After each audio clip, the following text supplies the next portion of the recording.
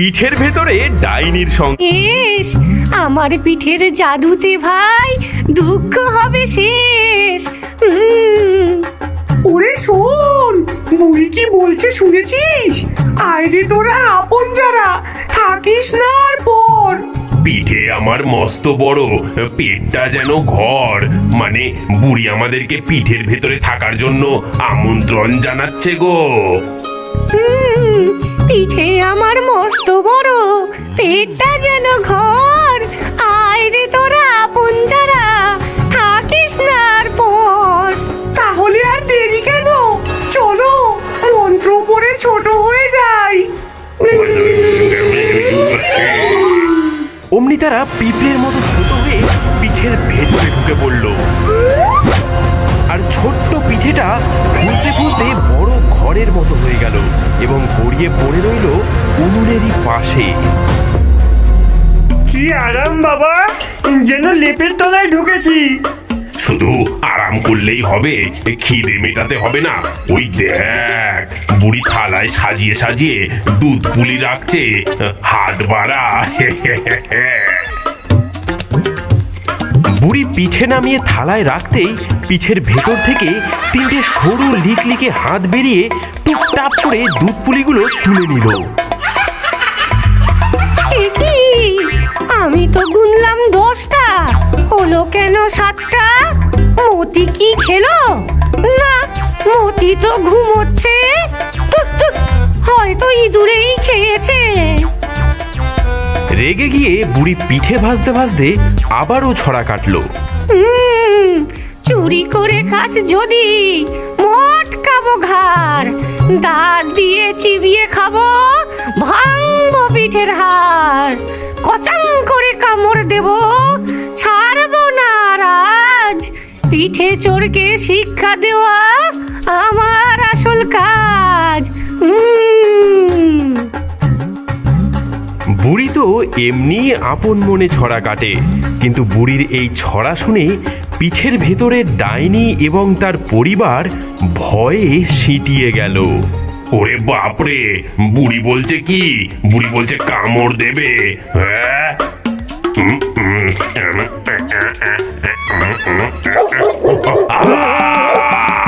ওরে বাবারে, ওরে বাবারে, এ কি বুড়ি আমাকে কামড়ে দিল গো।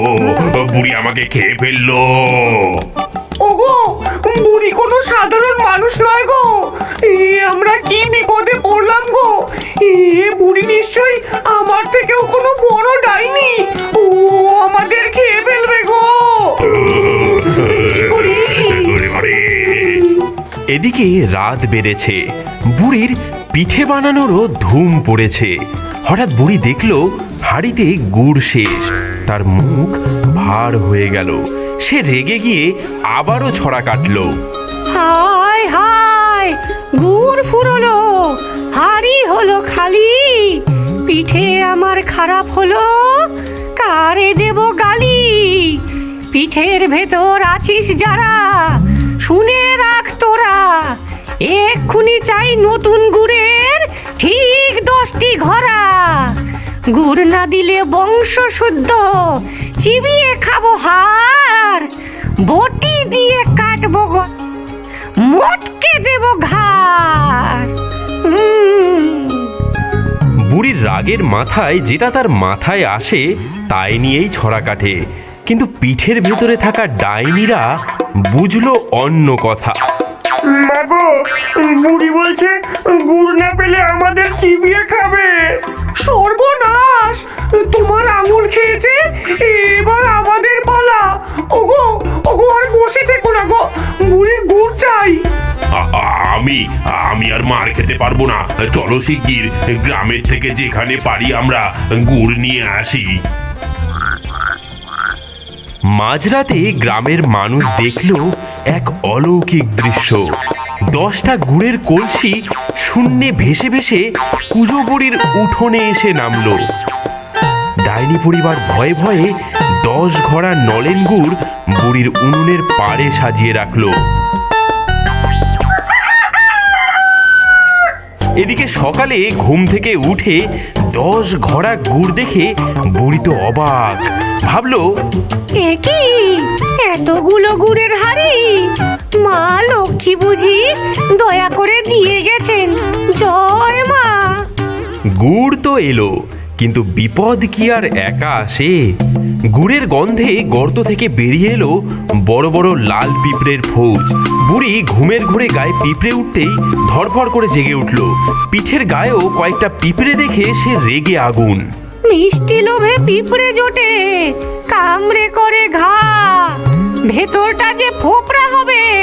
ওরে পোড়া মুখো যা, পিঁপড়ে যদি বাসা বাঁধে পিঠে হবে নষ্ট। উনুনে ফেলে পোড়াবো সব, দিলে আমায় কষ্ট। আগুন জেলে ছ্যাঁকা দেব, মারবো বিষের ধোঁয়ায়। পুড়ে সব খাক হবে, মরবে ছটফটায়। এদিকে পিঠের ভেতরে ডাইনি পরিবার তখন গুড় চুরির ক্লান্তিতে ঘুমাচ্ছিল। এই শুনে তারা লাফিয়ে উঠল। ওগো ওগো খটখটি, সর্বনাশ! বুড়ি বলছে বিষের ধোয়া দিয়ে মারবে আমাদেরকে। আমাদের শরীরে পিঁপড়ে বাসা বেঁধেছে ভাবছে। ওমা, সত্যি যে! দেখো দেখো, ওই দেখো, পিঠের ফুটো দিয়ে দলে দলে লাল পিঁপড়ে ঢুকছে। এরা তো আমাদের কামড়ে একেবারে শেষ করে দেবে। ওর বাবা, ওর বাবা গো, ও বাবা, এটি জ্বালা! ধর ব্যাং, ধর! আরে চুপ কর, এখনই যুদ্ধ করতে হবে। বুড়ি যদি টের পায় যে পিঠের ভেতরে আমরা আছি, তবে আগুনে ফেলে দেবে। আর যদি চুপ থাকি, তবে এই রাক্ষসে পিঁপড়েরা আমাদের জ্যান্ত খেয়ে ফেলবে।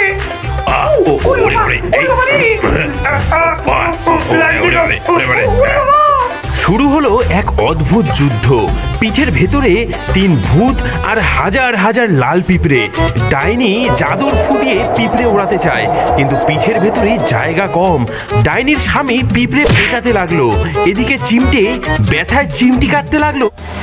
হ্যালো বন্ধুরা, ভিডিওর এই পর্যন্ত দেখার পর আপনাদের কাছে ভিডিওটি কেমন হয়েছে সেটা অবশ্যই কমেন্টে জানাবেন। এবং এরকম আরও সুন্দর সুন্দর কার্টুনের ভিডিও দেখতে চাইলে আমার চ্যানেলটি এখনই সাবস্ক্রাইব করতে পারেন। তো চ্যানেলের ভিডিওগুলো দেখে আসতে পারেন। তো ভিডিওটি শেষ পর্যন্ত দেখুন, এবং ভিডিওটি ভালো লাগলে আমার চ্যানেলটি অবশ্যই সাবস্ক্রাইব করবেন। তো ভিডিওটি শেষ পর্যন্ত দেখুন। বাইরে ফেলে দেবো। আজ সারা রাত আমাদের পিঁপড়ে শিকারি হতে হবে। সারা রাত ধরে ডাইনি পরিবার একটা একটা করে পিঁপড়ে মেরে পিঠের ভেতরেই ফেললো। সকালবেলায় বুড়ি দেখলো পিঠের চারপাশটা পরিষ্কার, কিন্তু মেঝেতে মরা পিঁপড়ের স্তূপ। বাহ, কাল রাতে পিঁপড়ে মারার ওষুধ দিলাম নাকি? সব মরে সাফ। বিকেলে বুড়ি পিঠে পুলি বানাবে, কিন্তু নারকেল কুড়া বড়ই কষ্টের কাজ। বুড়ি বটি নিয়ে বসে বিড়বিড় করছে। ধুর, সাদা শ্বাস বের করতে হবে, ছুলবো গায়ের ছাল। কুড়ুনি দিয়ে কুড়ে কুড়ে তুলবো পিঠের খাল। সাদা জিনিস না পেলে আজ রক্ষে কারোর নাই। কুড়ুনি দিয়ে ঘষে ঘষে করবো ছাল চামড়া খাই। পিঠের ভেতরে ডাইনি পরিবার তখন ঘুমাচ্ছিল। এই শুনে তারা লাফিয়ে উঠল। ওরে হারগিলে ওঠ! বুড়ি বলছে গায়ের ছাল তুলবে, কুড়ুনি দিয়ে ঘষে ঘষে আমাদের মারবে। ও বাবা, ওই ধারালো দাঁতওয়ালা কুড়নি দিয়ে! ওরে বাবা রে! বুড়ি সাদা জিনিস চাইছে, নারকেল নারকেল, ও নারকেল চাইছে। যা যা, পাড়ার সব নারকেল চুরি করে এনে কুড়ুনি দিয়ে তাড়াতাড়ি কুড়ে দে, নইলে আজ আমাদের আর রক্ষে নেই। সেই সন্ধ্যায় 3 ভূত মিলে বুড়ির উঠোনে বসে ঝুড়ি ঝুড়ি নারকেল কুড়ে পাহাড় জমিয়ে দিল। জলদি জলদি করি, ওরে বাবারে, ভোর হওয়ার আগেই করতে হবে। হ্যাঁ হ্যাঁ, তাড়াতাড়ি করি, আমিও একটু হাত লাগিয়ে দিই।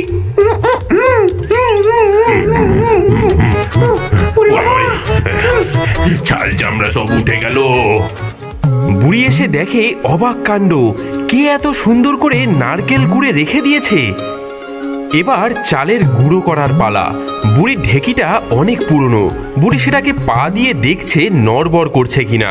চালগুলো সব শক্ত ভারী, ভাঙতে হবে হাড়। ঢেকির পারে লাথি মেরে করব গুঁড়ো সার, মট মট করে ভাঙবো সব, করব মিহি ধুলো, কাজে যদি ফাঁকি দিস ছিঁড়ব মাথার চুলো। মা, বুড়ি আমাদের হাড় ভাঙবে বলছে, মট মট করে গুঁড়ো করবে। ওরে ওরে চুপ কর, বুড়ি চালের গুঁড়ো চাইছে, আজ সারা রাত ঢেকি পার দিতে হবে। সারা রাত ধরে বুড়ির বাড়ির ঢেকিতে ধূপ ধাপ করে শব্দ চলল। জলদি করো জলদি, ওরে বাবা রে, আর কত কাজ করতে হবে। ডাইনিরা ঘাম ঝরিয়ে সব চাল গুঁড়ো করে দিল। সকালে বুড়ি দেখলো তার ধামা ভর্তি মিহি চালের গুঁড়ো। সে ভাবলো দেবতারা বুঝি তার দ্বারা সন্তুষ্ট হয়ে তার উপর কৃপা করেছেন। 3 দিন ধরে ডাইনিরা খেটে খেটে আধমরা। এবার বুড়ি পিঠে খাওয়া শেষ করে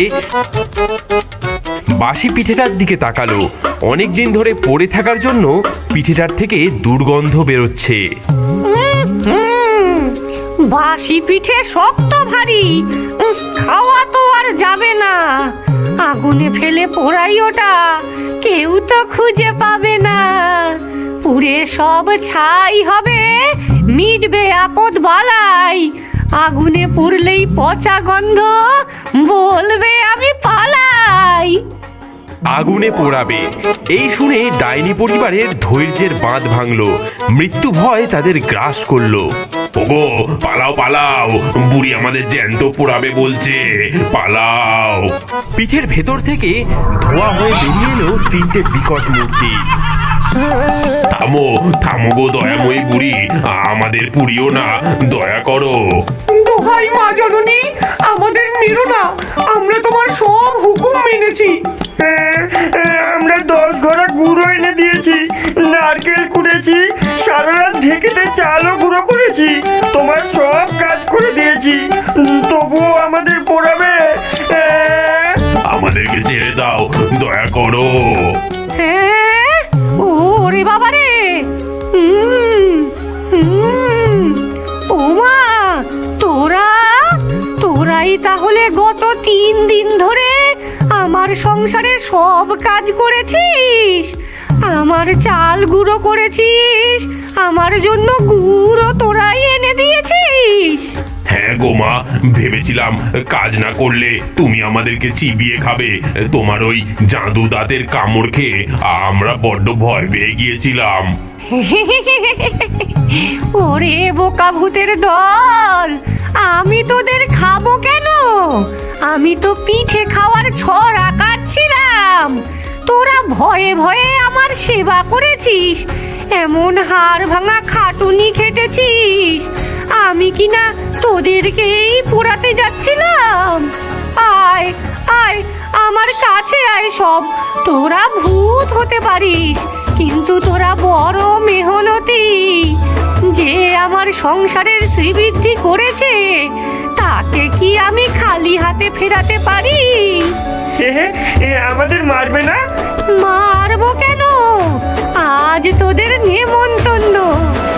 বন্ধুরা, ভিডিওটি ভালো লাগলে চ্যানেলটি এখনই সাবস্ক্রাইব করে রাখো। আর এরকম সুন্দর সুন্দর ভিডিও দেখতে চাইলে আমার চ্যানেলটি সাবস্ক্রাইব করে বেল আইকনটি বাজিয়ে দাও।